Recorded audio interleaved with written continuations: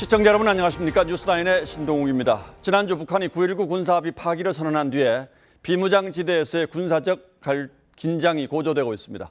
남북은 지난 2018년 9.19 합의에 따라서 비무장지대 감시 초소인 GP 각각 11곳씩을 폐쇄했는데 북한이 지난주 이 시설들을 복원하는 모습이 우리 군 당국의 카메라에 포착됐습니다.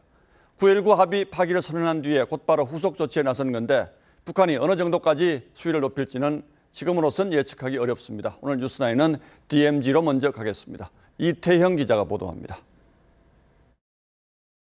북한군 4명이 2층짜리 목재 구조물을 세우고 있습니다. 경계초소 GP입니다. 얼룩무늬 위장색으로 도색까지 마쳤습니다. 흙으로 둘러싼 경계호 뒤편으로 대형 무반동총을 반입하는 병사들의 모습도 포착됐습니다. 9.19 군사합의 파기를 선언한 북한이 GP시설 복원에 나선 모습이 우리 군 카메라에 잡혔습니다. 북남 군사 분야 합의에 따라 중지하였던 모든 군사적 조치들을 즉시 회복할 것이다. 2018년 9.19 군사합의 체결 당시 남북은 각각 GP 11곳을 없애기로 합의했는데 최근 모두 복원 중인 것으로 군은 파악했습니다. 9.19 합의로 금지됐던 서해안 해안포 개발도 지난주부터 급격히 늘었습니다. 개방돼 있으면 언제 쏠지를 모르니까 계속 긴장을 하게 되는 부분이 있거든요. 실제 그런 형태로 북한이 발사를 해가지고 한계모 연평도도 마찬가지고. 지난 2015년 우리 군 2명에게 큰 부상을 입힌 목함질의 사건처럼 도발에 나설 가능성도 있습니다.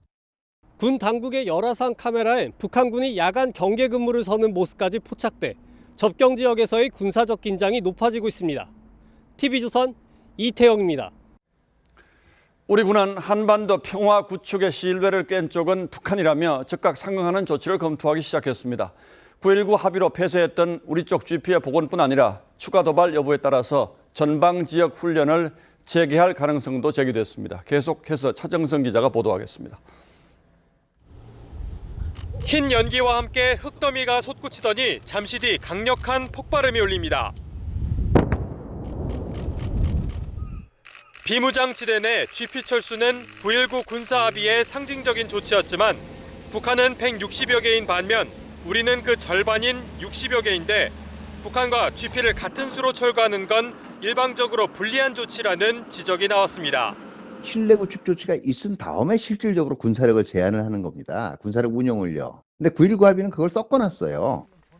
군은 북한의 GP 복원에 대한 맞대응으로 우리 측 GP도 재건하는 방안을 검토 중입니다. 북한의 도발에 상응 조치로 맞서겠다는 겁니다. 김명수 합참의장은 신뢰를 깨고 있는 건 북한이라며 상응하는 조치를 하지 않는 건 바보 같은 일이라며 강력 대응을 주문했습니다. 다만 국방부는 GP 복원엔 시간이 걸리는 만큼 북한이 추가 도발할 경우 지상과 해상 전방 지역에서 그동안 금지해왔던 사격 훈련을 재개하는 방안도 검토하고 있습니다. 윤석열 대통령은 순방 귀국 이후 첫 메시지로 국민들이 안심할 수 있도록 군에 확고한 군사 대비 태세를 주문했습니다. TV조선 차정승입니다. 윤석열 대통령이 어제 해외 순방에서 돌아오자마자 국정원장과 1, 2차장을 동시에 교체하는 전격적인 인사를 단행했습니다. 형식은 본인들이 사표를 낸 것이지만 사실상의 경질입니다. 그동안 국정원 안팎에서 나온 인사 관련 잡음을 한꺼번에 정리하고 국정원을 새롭게 출발시키겠다는 의지가 담긴 인사로 보입니다. 하지만 경질 조치가 워낙 전격적이어서 여러 뒷말이 나왔습니다. 먼저 주요 내용 보시고 그 배경은 취재 기자에게 자세히 물어봐 드리겠습니다. 홍연주 기자가 취재했습니다. 윤석열 대통령이 영국과 프랑스 순방을 마치고 귀국한 시간은 오전 7시입니다. 곧바로 김규현 국정원장에게 사표를 내라는 메시지가 전달됐는데 당시 김 원장은 지난 6월 있었던 국정원 인사파동과 관련한 감찰 결과에 대통령 보고를 준비 중이었던 걸로 알려졌습니다.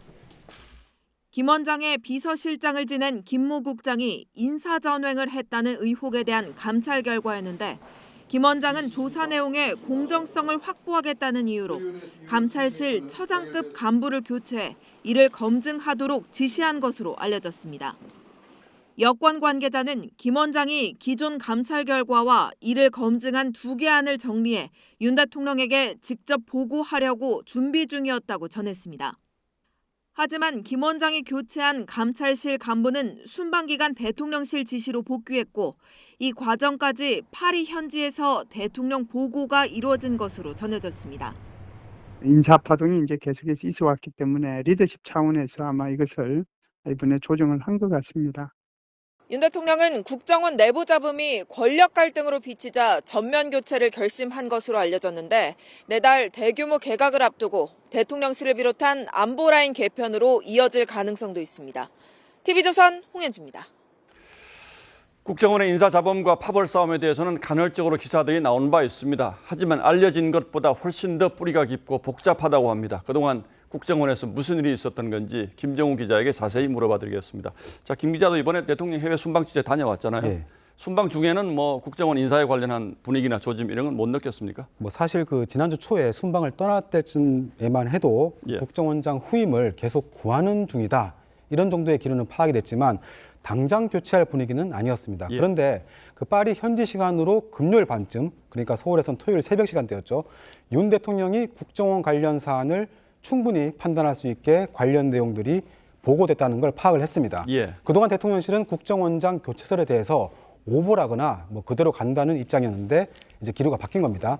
결국 김 원장이 전반적인 상황을 2개 버전의 보고서로 종합해서 순방 직후에 대통령에게 보고를 하려고 했지만 그 전에 경질되면서 성사가 되지 못했습니다. 어쨌든 대통령의 결심은 파리에서 있었다 이렇게 봐야 되겠군요. 예. 자, 그 이유를 두고 뭐 여러 언론마다 해석들이 조금씩 다른데 우리 김 기자가 취재한 결정적인 이유나 배경은 뭡니까? 일단 말씀하신 대로 그 언론마다 제각각 보도가 나온 점도 이번 경질에 영향을 준 걸로 보입니다. 무엇보다 예. 그 보안이 생명인 국정원에서 내부의 알력 다툼이 중계 방송을 하듯이 언론에 보도된 것을 윤 대통령은 아마 이제 기강회의로 이제 판단을 한 것으로 전해졌습니다. 예. 그 또 다른 배경으로는 그 이번 파동 와중에 김기현 원장이나 권춘택 1차장을 둘러싼 각종 제보가 대통령실에 쏟아졌던 것도 영향을 준 걸로 보입니다. 특히 권 전 차장의 경우에는 그 일부 기업인들과 부적절한 접촉을 했다는 제보에 대통령실 지시로 국정원 감찰까지 받았는데 예. 이런 상황들에 안보실까지 연결했다는 얘기가 나오면서 윤 대통령이 어느 한쪽 손을 들어주기 어려운 상태가 된 걸로 보입니다. 그러니까 국정원 내 파벌들의 이해관계에 따라서 이 매체는 이렇게 얘기를 하고 저 매체는 저렇게 얘기하고 이런 것들이 그동안 언론에 보고가 됐는데 이것도 큰 문제다 지금 이렇게 판단을 했다는 건데 예. 크게 요약을 하면 김규현 원장 대 권춘택 1차장 사이의 알력이 문제였다 이렇게 봐도 됩니까? 네, 그 김기현 원장이 그 비교적 강성으로 꼽히는 그런 인사입니다. 그래서 이전 정부의 협조적이었거나 아니면 문제가 있다는 지적을 받는 직원 상당수를 정리하려는 그 움직임을 보였고요. 이런 과정이 지나치게 과하다고 보는 그룹이 있었던 게 사실입니다. 그게 처음 불거진 게 김 원장의 비서실장이었던 김모 국장과 조상준 전 기조실장 사이 갈등 구도였고요.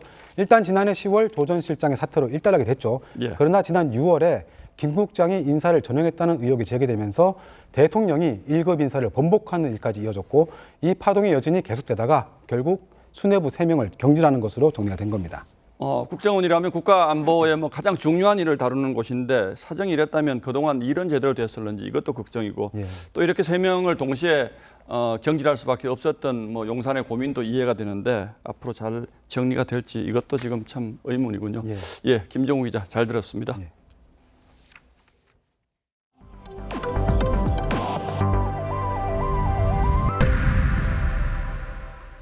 오늘 국민의힘에선 느닷없이 최고위원들의 자리 배치가 논란이 됐습니다. 그동안 김기현 대표 옆자리에 앉았던 40대 김병민 최고위원 대신 보궐선거로 최고위에 합류한 김석기 의원을 앉혔기 때문입니다.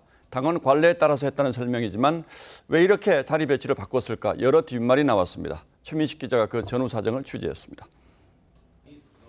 국민의힘 최고위 회의장. 23일 보궐선거로 지도부에 합류한 김석기 최고위원이 김기현 대표 오른쪽에 앉았습니다. 원래 김기현 대표 오른쪽 첫 자리는 전당대회에서 1위를 한 김재현 전 최고위원이었다가 당원권 정지 이후 2위인 김병민 최고위원이 앉아왔는데 자리가 다시 바뀐 겁니다. 우리 김석기 최고위원 당선과 또 회의 참석을 축하드립니다. 단합도 잘하고 지도부도 잘 이끌어달라는 염원이 담긴 것이라고 생각합니다. 당에선 보궐선거에서 뽑힌 최고위원이 전임자의 자리를 대체하는 관례를 따른 것이라고 설명했지만 총선을 앞둔 상황에서 불필요한 조치였다는 지적이 나왔습니다. 당의 한 관계자는 40대 서울 지역 당협위원장을 밀어내고 TK 의원을 앉힌 모양새가 수도권 유권자와 청년 시각에 어떻게 비칠지 우려스럽다고 했습니다. 어제 이준석 전 대표의 태도를 비판하며 부모 잘못이라고 말해 논란을 빚은 인유한 혁신위원장은 오늘 공개 일정을 취소했습니다. 당대표로 지냈던 정치는 준석이라고 당 행사 가서 지칭한다는 것 자체가 어디서 배워먹은 건지 모르겠고. 인 위원장은 이 전 대표와 이 전 대표 부모에게 과한 표현을 했다며 사과했습니다. TV조선 최민식입니다. 이런 가운데 국민의힘 당무감사위원회가 내년 총선 컷오프 비율을 22.5%로 정했습니다. 현역을 포함한 당협위원장 하위권 46명을 공천관리위원회에 보고하기로 했는데 여기에 영남 지역, 그러니까 TK, PK 현역 의원 상당수도 포함된 걸로 알려졌습니다. 그동안 말로만 돌았던 대규모 물갈이의 신호탄이 쏘아 올려진 셈이죠. 자세한 내용은 한송원 기자가 취재했습니다. 국민의힘 당무감사위원회가 전국 253개 당협위원회 중 사고 당협을 제외한 204곳의 22.5%인 46명의 당협위원장 활동에 문제가 있다고 판단했습니다. 총 46명의 당협위원장들에 대해서 당협 활동에 좀 문제가 있다고 권고하기로 하였습니다. 또 이와는 별개로 지역구 현역 의원 지지도 조사 결과가 정당 지지에 크게 미치지 못한 명단을 공천관리위에 전달할 계획입니다. 정당의 지지도에 비해서 개인의 지지도가 현저히 낮은 경우에는 또 문제가 있음을 나중에 공천관리위원회에 또 권고를 하기로 하였습니다. 당무감사위가 당협활동과 경쟁력을 문제 삼은 당협엔 TK와 PK 지역 현역 의원들이 다수 포함된 것으로 전해졌습니다. 당무감사위 관계자는 부산 지역 의원들 절반 이상이 공천 탈락권에 가깝다며 현역 의원들이 지역과 당을 위해 무엇을 했나 돌아봐야 한다고 지적했습니다. 탈락권 의원 등 컷오프 대상의 구체적 명단은 공개하지 않았습니다. 배현진 의원과 나경원 전 의원은 원내외 당무감사에서 각각 1위를 차지한 것으로 전해졌습니다. 당무감사위는 오는 30일 당 최고위의 감사 결과를 보고할 예정인데 향후 공천 과정에서 현역 의원 교체의 근거 자료로 활용될 가능성이 큽니다. TV조선 한송원입니다. 민주당은 전당대회에서 권리당원의 표 비중을 확대하는 당헌 개정안을 의결했습니다. 다음 달 열릴 중앙위원회에서도 의결되면 확정이 되는데 비명계는 친 이재명계 강성 지지층의 목소리를 키우기 위한 꼼수라며 강하게 반발하고 있습니다. 하지만 강경파는 이미 갈수록 목소리를 높이고 있습니다. 내년 총선에서 지면 윤석열 대통령이 계엄을 선포해서 야당을 탄압할 거란 터무니없는 주장도 나왔습니다. 이광희 기자가 보도합니다. 지난해 8월 민주당 전당대회 이재명 후보가 당선되었음을 선포합니다. 당시 대의원의 한 표는 당원 당규에 규정된 선출 규정에 따라 권리당원 60표와 같았습니다. 민주당은 오늘 당무위를 열어 권리당원 표의 가치를 3배 이상 높이기로 결정했습니다.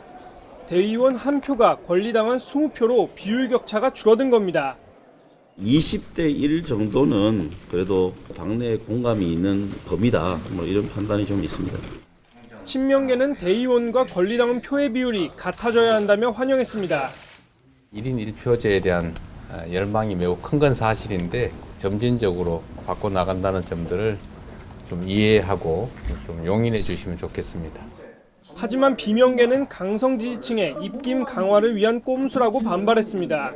강성 지지층의 영향력을 계속 확대하는 쪽으로 방향성이 그런 식으로 바뀌어왔기 때문에 이런 상황에서 친명계 김용민 의원은 윤석열 정권이 내년 총선에서 조금만 유리한 결과가 나와도 계엄을 선포할 것이라며 다시 탄핵을 주장했습니다. 친명계의 강성 발언이 지속되는 가운데 강성 당원들의 입김마저 강화되면서 비명계의 입지가 더욱 좁아질 거란 우려가 나옵니다. TV조선 이광입니다.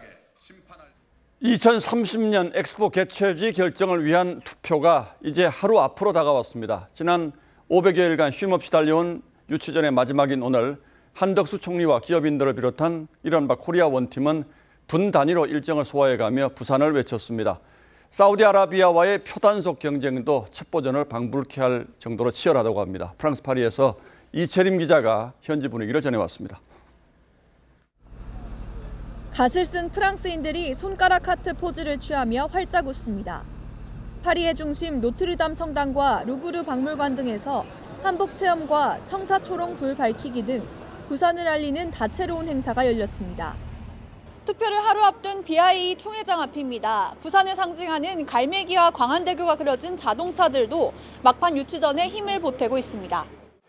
한덕수 총리와 반기문 전 유엔 사무총장은 세계 박람회기구 BIE 총회장에서 마지막 리허설을 진행했습니다. 부산이 마지막이 아니다. 스타팅 포인트. 부산이 앞으로 국제사회가 서로 지속 가능하게 모든 나라가 서로 잘 살고 있는 이런 스타팅 포인트. 내일 PT에는 부산 엑스포 계획은 물론 이후 개도국 지원에 대한 청사진도 밝힙니다. 어젯밤 파리에 도착한 한 총리는 박형준 부산시장 등과 마지막 유치교섭 전략회의를 가진 데 이어 오늘은 BIE 대표단과 오찬, 양자회담 등을 갖고 막판 득표전에 나섰습니다. 부산의 전략과 비전을 설명하고 대한민국을 지지해달라고 당부할 계획입니다. 유치위 관계자는 특정국이 한국을 지지한다는 정보가 새나가면 바로 사우디아라비아가 접근해 표심을 흔든다며 분위기를 전했습니다. 엑스포 유치지 투표 결과는 우리 시각 29일 새벽 나올 전망입니다. 프랑스 파리에서 TV조선 이채리입니다. 이재명 대표가 개입했다는 의심을 받고 있는 성남 백현동 아파트 수사와 관련해서 고검장 출신의 전관 변호사 그리고 총경 출신의 변호사가 검찰의 압수수색을 받았습니다. 수사 무마 명목으로 금품을 받은 혐의를 받고 있다고 합니다. 권영석 기자가 취재했습니다. 검찰은 검사와 수사관을 보내 임정혁 전 고검장과 곽정기 전 총경의 집을 압수수색했습니다. 수사를 막아주는 대가로 백현동 시행업자 정모 씨로부터 금품을 받은 정황을 포착했기 때문입니다.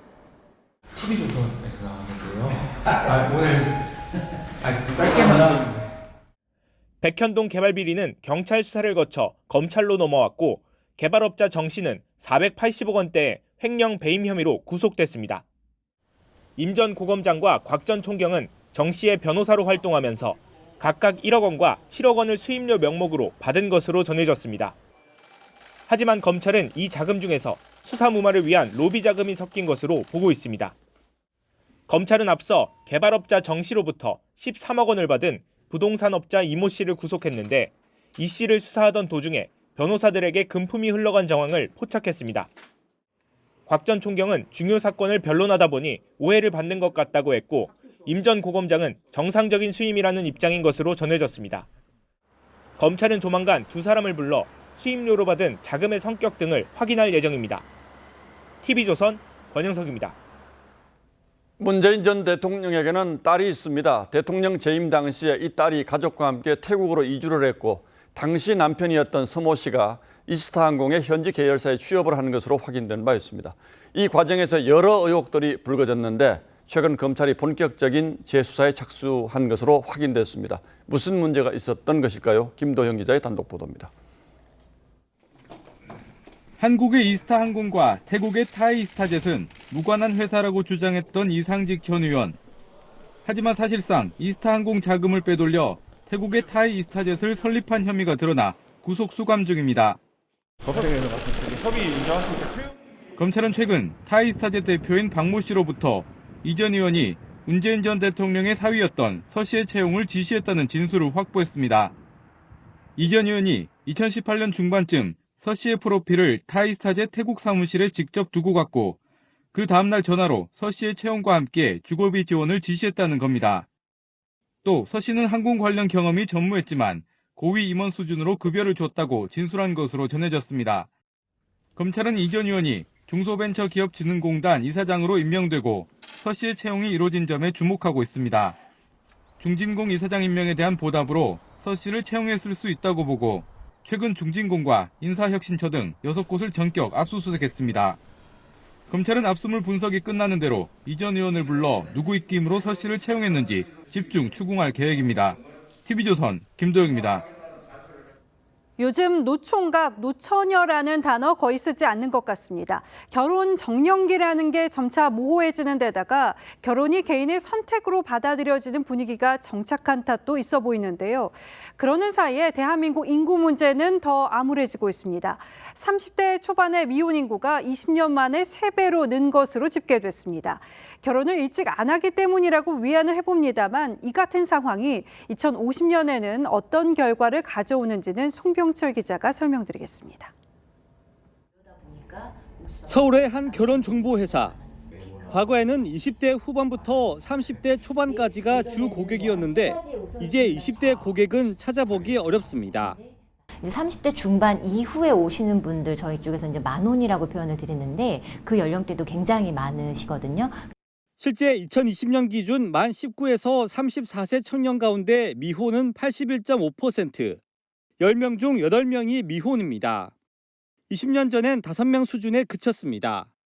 특히 결혼이 많은 30대 초반을 보면 2000년 미혼 비중은 18%대였지만 2020년엔 약 3배인 56% 선으로 크게 늘었습니다. 사실 좀 더 준비를 집이나 이런 것들도 좀 급여 돈 같은 것도 해서 하면은 물론 더 좀 편하고 잘 행복하게 살지 않을까 싶어서 그런 것 같아요. 인구 감소는 필연적입니다. 2020년 20%대인 청년 인구 비중은 2050년엔 그 절반 수준으로 줄어듭니다. 이미 지방 소멸은 시작됐고 도시도 타격을 받으면서 생산 기능까지 저하될 수 있다는 지적이 나옵니다. 이민 출산 이런 것들이 없다면 아마 우리가 이 노동력 부족이 가셔야될 수밖에 없는 부분이 있는 거죠. 정부는 청년 일자리와 내 집 마련에 힘을 보태고 있지만 인구 감소의 먹구름은 갈수록 짙어지고 있습니다. TV조선 송병철입니다. 중소기업과 소상공인은 만성적인 인력난에 허덕입니다. 특히 식당에서는 중국 동포조차 구하기 힘들다고 하소연하는데요. 이 문제가 내년에는 좀 해결될 것 같습니다. 외국 인력이 역대 최대 규모로 한국에 들어옵니다. 손민선 기자가 보도합니다. 서울 종로구의 한 식당입니다. 홀에 테이블이 24개인데 일하는 직원은 4명뿐입니다. 손님이 많아 바쁠 땐 사장님이 직접 주문부터 테이블 정리, 계산까지 도맡아야 합니다. 외국인이나 내국인이나 지금 구분을 두기가 힘들어요. 저희가 거의 1년째 내고 있는데 아직도 채용을 잘 못하고 있어요. 지금까진 중국 동포만 식당에서 일할 수 있었는데 내년부터는 바뀝니다. 정부는 내년에 고용허가제 도입 외국 인력을 16만 5천 명으로 늘리기로 했습니다. 올해 12만 명에서 38% 정도 상승한 역대 최대 규모입니다. 업종도 음식점업과 임업, 광업까지 확대합니다. 음식점은 서울과 부산 등 100개 지역에서 한식당 주방 보조에 한해 시범 도입합니다. 음식점 등 3개 업종에 인하인 외국 인력을 새롭게 허용해서 현장 인력난에 조금이나마 숨통을 틔울 수 있을 것으로 기대합니다. 소상공인들은 식당 외에 다른 업종까지 확대해야 한다는 입장입니다. 다른 업종, 특히 이제 인테리어업이라든지 또는 숙박업이라든지 이런 쪽도 지금 인력이 지금 많이 필요합니다. 반면 한국노총은 국내 일자리 질 개선과 이주 노동자 처우 개선부터 하라며 반발했습니다. TV조선 송민선입니다. 경주의 한 댐에서 공사 중이던 교량이 무너졌습니다. 이 다리 상판에 콘크리트를 타설하다 사고가 난 건데 작업자 2명이 숨지고 6명이 중경상을 입었습니다. 경찰은 중대재해처벌법 위반 여부 등을 수사하고 있습니다. 김동현 기자입니다. 공사 중이던 교량이 통째로 무너져 내렸습니다. 물속에선 소방대원들의 실종자 수색 작업이 한창입니다. 오늘 오전 11시쯤 경주 안개댐에서 공사 중이던 길이 50m, 높이 7m짜리 다리가 무너졌습니다. 저수지를 한 50m 횡단하는 신설 관리 교량을 건설하고 있었거든요. 공정률이 한 90% 정도 진행이 됐습니다. 당시 다리 위에는 작업자 8명이 상판에 콘크리트를 붓는 작업이 진행되고 있었습니다. 다리가 갑자기 무너져 내리면서 상판에 있던 작업자 모두 5m 깊이 저수지로 추락했습니다. 5, 60대 작업자 2명이 구조돼 병원으로 옮겨졌지만 숨졌고 다른 작업자 6명도 중경상을 입었습니다. 관계기관 합동조사에선 교량이 한쪽으로 기울어진 정황이 확인됐습니다. 콘크리트 타설 이제 마지막 단계에서 이제 교량이 꺾이면서 한쪽으로 이제 추락한 겁니다. 해당 교량은 2020년 2월 공사를 시작해 내년 3월 준공을 앞두고 있었습니다. 경찰은 공사 관계자 등을 상대로 정확한 사고 경위를 조사할 예정입니다. 고용노동부는 중대재해처벌법 적용 여부를 검토하고 있습니다. TV조선 김동영입니다. 서울 용산 곳곳이 빨간색 글씨로 도배됐습니다. 이갈이라는 단어가 적혀 있어서 주민들은 섬뜩함을 감추지 못했는데요. 낙서를 한 사람은 미국인 남성이었습니다. 대체 이런 낙서를 왜 한 건지 궁금해지죠. 이 남성이 내놓은 답변이 황당합니다. 전정원 기자입니다. 서울 이태원의 한 상가 건물. 꼭대기층 한쪽 외벽에 커다랗게 이갈이라고 쓰여 있고 다른 한쪽에는 이갈이를 뜻하는 영어까지 적혀 있습니다. 어느 날 출근했는데 그게 딱 그려져 있어가지고 대기스러웠어요. 이런 낙서가 발견된 곳은 용산구 일대 전봇대와 쓰레기통, 주택 대문 등 155곳. 주민들의 신고를 접수한 경찰은 CCTV 추적 끝에 지난달 25일 30대 미국인 A씨를 붙잡았습니다. 남성은 주로 인적이 드문 밤에 이렇게 상가들이 모인 골목에 바닥에까지 이갈이라는 낙서를 남겼습니다. 막연하게 뭐 좀 썸짓하기도 하지만 보기 또 안 좋고 흉물스럽지. A씨는 경찰 조사에서 이갈이가 심각한 질병이라는 것을 알리기 위한 일종의 행위예술이었다고 진술한 것으로 전해졌습니다. 경찰은 A씨를 출국 정지하고 구체적인 낙서 경위와 여죄를 추궁하고 있습니다. TV조선 전정원입니다. 마약 검사에서 모두 음성 판정을 받은 가수 지드래곤의 출국 금지 조치가 한 달 만에 해제됐습니다. 반면 경찰은 잇따라 마약 음성 판정이 나온 배우 이선균의 출국 금지는 연장을 요청해서 그 취지에 관심이 쏠렸는데요. 이 법원이 이선균 씨 등이 연루된 마약 사건에서 마약 공급책으로 지목된 현직 의사에 대한 구속영장을 기각해서 이 마약 투약 연예인에 대한 경찰 수사에 어려움이 예상됩니다. 강석 기자입니다. 검은 마스크를 쓴 남성이 법정에서 나옵니다. 유흥업소 여실장에게 마약을 건넨 혐의로 구속영장 실질 심사를 받은 현직 의사 A씨입니다. 유흥업소 여실장한테 마약 준 거 인정하시나요?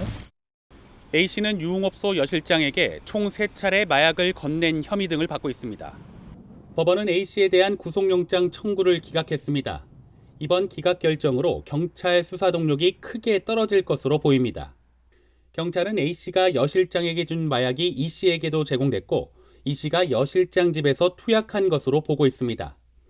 여실장 진술 중 일부에 대해 신빙성을 잃게 되면서 E씨에 대한 투약 혐의 입증에 어려움이 예상됩니다. 현재 인천경찰청이 마약 관련 혐의로 입건한 사람은 총 7명입니다.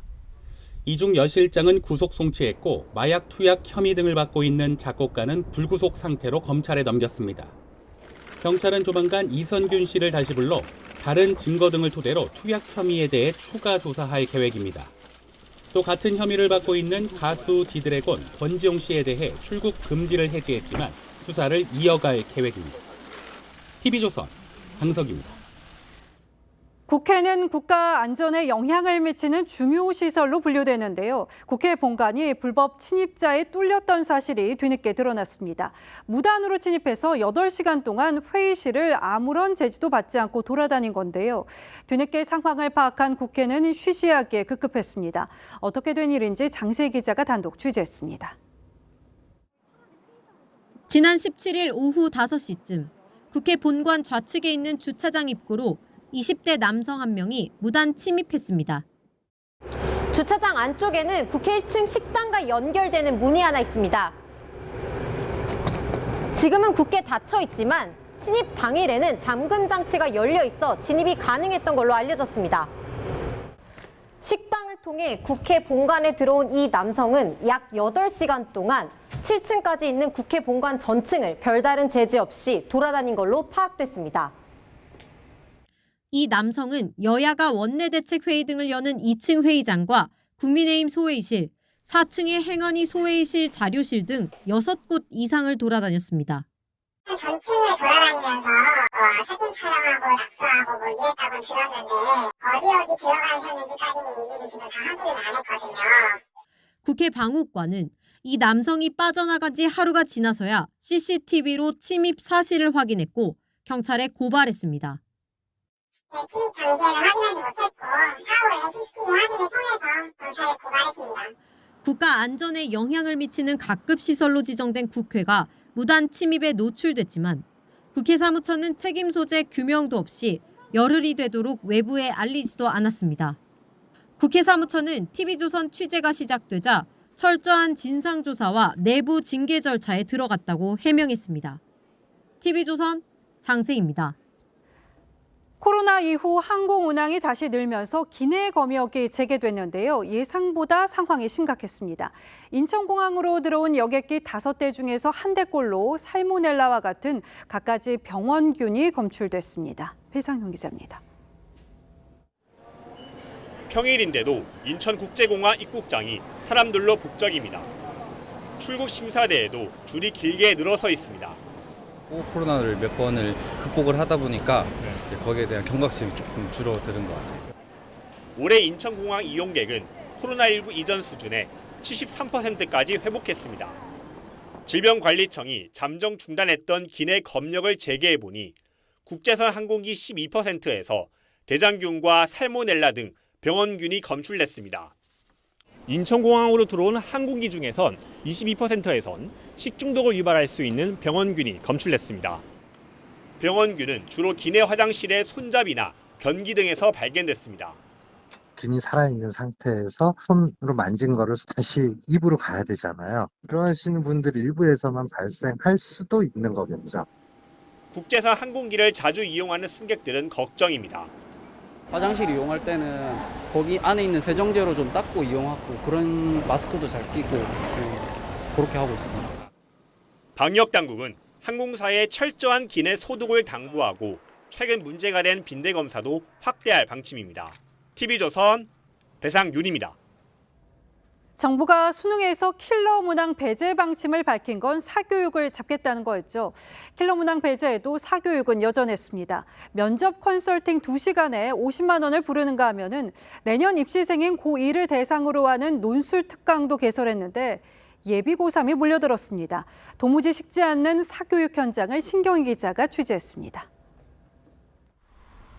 사교육 1번지라는 서울 대치동에 논술과 구술학원 광고판이 보입니다. 수시 전형 수험생에게 논술 대비부터 면접 요령까지 가르치는데 2시간 수업료가 50만 원입니다. 지원한 학교 하나당 2시간 진행이고 비용 50만 원. 만약 다른 학교 하시면 또 추가로 가셔요. 올해 불수능이란 평가가 나오면서 수험생들은 수시 전형에 더욱 매달리고 있습니다. 대치동 유명 논술학원 건물입니다. 생활기록부부터 교내 활동까지 관리해준다는 문구가 붙어 있습니다. 이미 학원가에선 예비 고3 대상 논술 수업이 열리고 있습니다. 의예과를 지망하고 있어서 지금 이번 겨울방학부터 수리논술학원을 다닐 것 같아요. 교육부에 따르면 지난해 고3 학생들은 논술 사교육비에 연평균 396만 원, 진학 컨설팅에 108만 원을 썼습니다. 전문가들은 학교에서 논술 교육을 강화하지 않으면 사교육비를 잡기 힘들다고 지적합니다. TV조선 신경입니다. 다음 뉴스입니다. 내년도 국가 연구개발 예산을 대폭 삭감해서 과학계에 반발을 사고 있는 정부가 후속 대책을 내놨습니다. 글로벌 R&D 예산을 5조 원 이상 확대하고 논란이 됐던 젊은 과학자 인건비도 복원하기로 했습니다. 유혜림 기자가 취재했습니다. 2032년 달 착륙선 발사를 목표로 하고 있는 우리나라는 미국의 유인달 탐사 프로그램 아르테미스에 참여해 우주 탐사 역량을 강화하고 있습니다. 우주는 국가 간 연대와 협력을 통해 그 효율성을 추구할 수 있으며 더 큰 시너지를 만들 수 있습니다. 이렇게 국내 연구만으로는 한계가 있는 국제협력 연구를 늘리기 위해 정부가 글로벌 R&D 예산을 집중적으로 투입하기로 했습니다. R&D 예산의 1.6% 수준인 글로벌 R&D 예산을 6에서 7%까지 확대해 3년간 5조 4천억 원 이상 투자할 계획입니다. 내년도 R&D 예산이 16.6% 줄면서 과학계의 불만이 커지자 한미일 글로벌 R&D를 추진하는 등 투자를 늘리겠다는 겁니다. 사업 규모에 제한받지 않는 프로그램형 사업도 확대하여 다양한 글로벌 R&D 프로젝트가 적기에 추진될 수 있도록 지원해 나가겠습니다. 시급한 과제는 예비 타당성 조사를 적극 면제하고 연구시설과 장비 조달 기간을 절반 이상 단축하는 등 지원 방안도 내놨습니다. 또 논란이 됐던 젊은 과학자 인건비와 기초연구 지원 분야 예산은 국회 예산안 심의를 거쳐 복원시키겠다며 달래기에 나섰습니다. 이에 대해 과학단체들은 현장에서 변화를 체감할 수 있을지 지켜보겠다는 입장입니다. TV조선 유혜림입니다. 홍콩 주가 지수에 따라서 수익이 결정되는 주가 연계증권 ELS의 손실 우려가 커지고 있습니다. 불안전 판매, 즉 상품 설명을 제대로 하지 않았다는 논란이 다시 일면서 당국이 전수조사에 들어갔습니다. 왜 이런 일이 벌어졌는지 따져보겠습니다. 자, 홍영 기자, 먼저 ELS라는 금융상품은 어떤 겁니까? 네, ELS는 기초자산이라고 하는 종목이나 주가 지수가 가입일 기준으로 일정 수준 이상 오르거나 떨어지지 않으면 정해진 이자를 받는 상품입니다. 보통 지수가 30% 넘게 빠지지 않는 이상 안전하다고 알려져 있는데요. 2021년은 은행 예금금리가 1%대로 낮을 때라 연수익률 3에서 4%인 ELS 상품이 나오기만 하면 완판됐습니다. 자, 그러니까 주가 지수가 30%보다 더 떨어지지는 않겠지라고 생각하면서 가입을 한다는 거군요. 그런데 홍콩 ELS는 그걸 벗어난 거고요. 네, 그렇습니다. 홍콩 H지수는 2년 전에는 12,000선을 넘었는데요. 중국 경제가 코로나 봉쇄와 미중 갈등으로 침체를 겪으면서 지금은 반토막이 났습니다. 2년 전에 팔았던 홍콩 ELS의 만기가 내년 상반기부터 돌아오면서 시한폭탄이 된 겁니다. 예상되는 손실 규모는 얼마나 됩니까?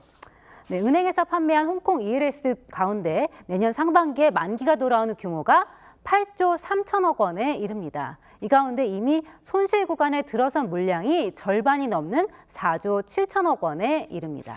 문제는 나는 원금을 보장해주는 상품인 줄 알았다라고 주장하는 분들이 적지 않다는 거군요. 그런데 이게 충분한 설명이 없었습니까? 네, 그렇습니다. 이 내년 상반기에 손실 가능성이 큰 홍콩 ELS 가운데 1조 3천억 원에 이르는 27%가 65세 이상인 고령 투자자입니다. 또 금융감독원에 민원을 제기한 35명 가운데 12명이 65세 이상이었습니다. 은행들은 과거 펀드 사태로 관련 법규가 까다로워져서 불안전 판매 가능성이 거의 없다는 입장이지만 조 단위로 팔아치우면서 그게 가능했겠느냐는 말이 나옵니다. 녹취해야 된다, 숙려기간 둬야 된다 그런 형식적인 부분에 얽매이다 보니 본질적인 부분, 실제 위험을 어떻게 전달하느냐에 대한 부분이 충분하지 못할 수도 있는 거죠. 정상적으로 그런 단계를 다 거쳐서 진행이 됐다면 사실은 별 문제가 없어야 되는데 판매되고 나서 결과를 보면 거의 다 노령층이 많이 가입을 했고 그러니까 뭔가 설명이 제대로 안 됐을 거다 이렇게 의심을 하는 거잖아요. 그러니까 금융당국이 하나하나 다 조사하겠다는 거죠. 만약에 불안전 판매 확인되면 피해를 구제받을 수는 있습니까? 네, 불안전 판매 사실이 확인이 되면 일부를 돌려받을 수 있습니다. 선례가 있는데요. 라임과 옵티머스, 헤리티지 펀드는 투자자에게 중요한 사항을 제대로 알리지 않았다면서 원금을 전액 돌려주라는 금감원 판단이 나왔습니다. 다만 과거에 비슷한 상품에 가입한 이력이 있는 투자자는 불리할 수 있습니다. 예, 이런 일이 반복되는데 논란의 핵심도 비슷하고요. 이번 일이 마지막이길 제발 바라겠습니다. 예, 홍영 기자 잘 들었습니다.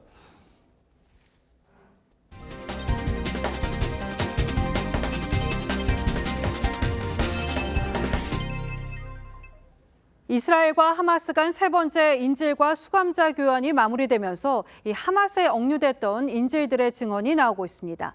이제 당초 약속됐던 휴전은 우리 시간으로 내일 오후 2시에 끝나는데 양측 모두 기간 연장 가능성을 열어두고는 있습니다. 김자민 기자입니다. 3차 맞교환에선 하마스 억류인질 17명과 팔레스타인 수감자 39명이 풀려났습니다. 미국 국적자 중엔 처음으로 4살 에비게일 2단도 포함됐습니다. 에비게일은 하마스에 납치될 때 부모가 살해당하는 장면을 목격했습니다. עכשיו אני קצת יותר רגוע. לא רגוע לגמרי, כי יש גם שמחה וגם יש את החוסר של רועי וסמדר. 외신들은 적지 않은 인질이 석방 후 가족 걱정과 트라우마에 시달린다고 전했습니다. 첫날 석방된 캐런 문더는 인질 기간 체중이 무려 8kg 빠졌습니다. 의자 3개를 붙여서 잠을 자고 화장실 출입도 자유롭지 못했습니다. We will not stop working until every hostage is returned to their loved ones. 예정대로라면 인질 막교환은 이제 한 차례 남은 상황. 내일 오후 2시 휴전은 종료됩니다. 하마스는 40명을 추가 석방하면서 휴전을 최대 4일 연장할 의향이 있다고 밝혔습니다. 이스라엘 측도 긍정의 신호를 보냈지만 휴전 이후 총력전을 예고했습니다. שבגמר המתווה אנחנו חוזרים בכל העוצמה לממש את היעדים שלנו, חיסול החמאס, להבטיח שעזה לא תחזור להיות מה שהיא הייתה, וכמובן שחרור כל חטופינו. 외신들은 카타르의 중재로 휴전 연장 협상이 진행 중이라고 전했습니다. TV조선 김자민입니다. 얼죽아란 말 익숙하실 겁니다. 얼어 죽어도 아이스 커피를 줄임말이죠. 그만큼 한겨울에도 찬음료만 고집하는 사람이 유독 많습니다.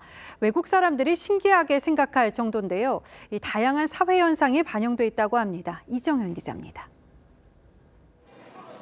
서울에 있는 한 커피 프랜차이즈 매장. 아이스 커피를 비롯해 찬음료를 찾는 손님들이 많습니다. 시원한 음료로 먹어야 빨리빨리 마실 수 있고 커피를 갈증날 때 또 많이 마시고 있어서 시원한 걸로 주로 먹게 되는 것 같아요. 올 초부터 11월까지 판매 추이를 집계해봤더니 판매되는 음료 4잔 가운데 3잔이 차가운 음료였습니다. 추위가 절정이었던 1월에도 찬음료 판매 비중이 57%, 2월엔 64%에 달했습니다. 10년 전만 해도 절반에 못 미쳤는데 2015년부터 역전된 뒤 계속 늘고 있습니다. 젊은 층에게선 더 두드러집니다. 10명이면은 한 6, 7명은 얼죽아 찬바람 맞아도 일단 아이스 아메리카노 시켜요. 그리고 청량감도 좀 더 있어서 친구들이 다들 아이스 아메리카노 많이 선호하는 것 같아요. 관용어가 된 얼죽아나 아를 외신에서도 그대로 소개할 정도입니다. 유행에 민감한 국내 소비자들의 특성이 반영됐다는 분석입니다. 얼죽아가 하나의 젊음의 표현인 것처럼 혹은 최근에 나타나고 있는 음식에 대한 도전인 것처럼 챌린지로 생각이 됩니다. 하나의 트렌드로 이거에 대한 동조 효과들이 크기 때문에 소비자 취향에 맞춰 기업들도 다양한 찬음료를 잇따라 출시하고 있어 찬음료 강세는 올겨울에도 계속될 전망입니다. TV조선 이정현입니다. 미국 뉴욕을 중심으로 30명이 한 팀이 돼서 활동하는 아티스트 그룹이 있습니다. 자본주의 소비 사회를 꼬집어서 현대 미술계의 악동으로 통하는 미스치프인데요. 이들의 첫 해외 전시가 한국에서 열려서 박소영 기자가 다녀왔습니다. 소금 입자를 연상시키는 알갱이. 현미경으로 들여다보면 유명 브랜드의 가방이 모습을 드러냅니다. 육안으로는 모양조차 확인할 수 없는 이 작은 가방은 우리 돈 8,400만 원에 팔렸습니다. 30여 명이 그룹으로 활동하는 미술계 악동 미스치프가 겨냥하는 건 자본주의 소비사회입니다. 이들은 예수님과의 컬래버레이션을 표방하며 밑창에 성수를 넣어 만든 신발로 2019년 구글 최다 검색을 기록하는가 하면 사람의 피 한 방울을 넣어 만든 사탄 신발로 유명 브랜드와 법적 분쟁에 휘말리기도 합니다. 건드리지 못할 성역은 없다는 게 이들의 신조입니다. Might not have been something to play with, not something to joke about. But I think once you can mess with them, I think you can realize if you never push back, I think you'll never know how you actually are existing. 현대미술계와 유명 작가 역시 이들의 단골 타깃입니다. 가품 999점 사이에 놓인 앤디 워홀의 진품 판화 한 점은 미술 시장에서의 진짜와 가짜의 개념을 다시 생각하게 합니다. TV조선 박소영입니다.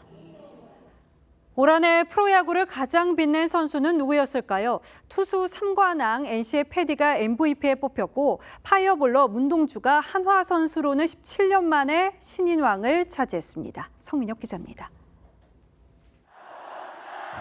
잡고 또 잡고 NC 패디는 올 시즌 삼진 209개를 잡았습니다. 20승으로 최다승과 평균 자책점 1위도 달성했습니다. 가장 자랑스러운 업적 3관왕입니다. Triple Crown, for sure. Yeah, all of them. I'd be lying if I said I wasn't thinking about it at the end. I tried really hard not to, but I was checking the stats and making sure I was still. MVP에 오른 패디는 아버지와 함께 시상식장을 찾았습니다. 내년 시즌 행선지가 아직 정해지지 않았지만 NC 팬을 향한 감사 인사는 잊지 않았습니다. You know, like I've said, I love NC and they'll always have a special spot in my heart. 포수 미트를 찢을 듯한 묵직한 직구. 시속 160.1km. 프로야구 사상 국내 투수 최고 구속입니다. 문동주의 신인왕 수상은 한화 선수로는 류현진 이후 17년 만입니다. 대단한 선배님과 제가 같이 이름을 오를 수 있다는 것만으로 너무 영광이지만 더 책임감이 많이 생기는 것 같습니다. 지난 항저우 아시안게임 대표팀의 에이스로 활약했던 문동주는 내년 시즌 구체적인 목표를 설정했습니다. 10승 꼭 해보고 싶고 시즌을 압도했다라고 볼 수는 어렵기 때문에 내년에는 훨씬 더 준비를 잘해가지고 업그레이드된 모습으로. 올 시즌 프로야구의 별들 시상식장에서도 활짝 빛났습니다. TV조선 성민혁입니다.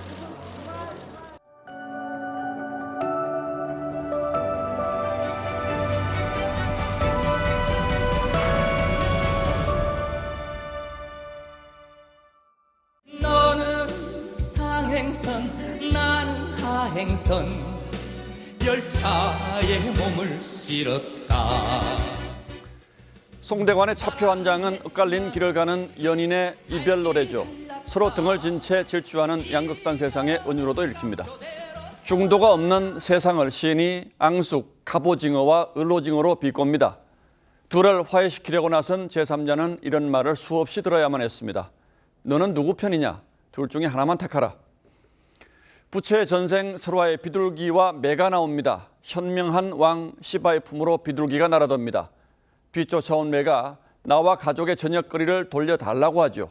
그러자 왕이 자신의 다리살을 베어내주자 매는 더 큰 살덩어리를 요구합니다. 왕은 몸을 저울에 올려놓으며 서원합니다. 번뇌와 무지의 바다에서 헤매는 중생을 고해로부터 건져내리라. 구약 성서에서 노아의 방주에 올리브 가지를 물고 온 비둘기 역시 희망과 평화의 상징입니다. 하지만 세상에는 비둘기보다 매의 소리가 훨씬 요란합니다. 개 한 마리가 짖으면 온 동네 개가 따라 짖던 말이죠. 암컷 발언의 거센 후폭풍 속에서도 민주당 안팎 매파들의 입은 오히려 더 거칠어지기만 합니다. 이른바 개딸들로부터 김건희 여사를 암컷이라고 한 것은 당연하다며 포문을 열었죠. 여성 지지자들을 가리키는 이름 개딸이 무색합니다. 민주당 여성 의원들이 암컷 발언에 사흘을 침묵한 것과도 맥이 통하는 반응입니다. 그런데 원내대표는 당을 위한 현명한 처신이라며 여성 의원들에게 도리어 고마워했죠. 그러니 강경파인들 고개를 숙이겠습니까? 무엇이 그렇게 잘못됐단 말입니까? 왜 욕을 못합니까? 북콘서트를 열어서 멍석을 깔아준 민영배 의원은 나와 김용민을 공격하기 위한 것이라며 황당한 음모론까지 덜먹였습니다. 장본인인 최 전 의원도 반성과 사과는커녕 이게 민주주의야 멍청이더라 라는 글을 올렸죠. 하긴 유죄 판결로 의원직을 박탈당한 마당에 6개월 당원권 정지가 징계 같기나 하겠습니까? 이재명 대표와 민주당이 사실상 방치하는 게 아니고선 있을 수 없는 일들입니다. 이 대표는 무관용 엄정 대처를 밝히면서도 최 전 의원을 언급하지 않았고 사과도 하지 않았습니다.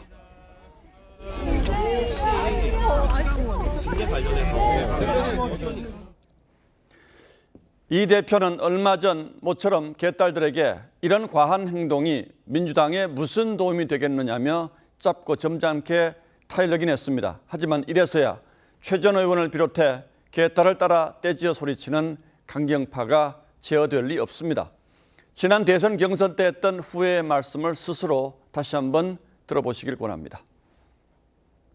제가 좀 싸가지가 없었던 것 같아요. 잠깐 헷가닥. 네? 뽕이라고 그래요. 뽕. 11월 27일 앵커의 시선은 그들을 누가 말리랴 였습니다.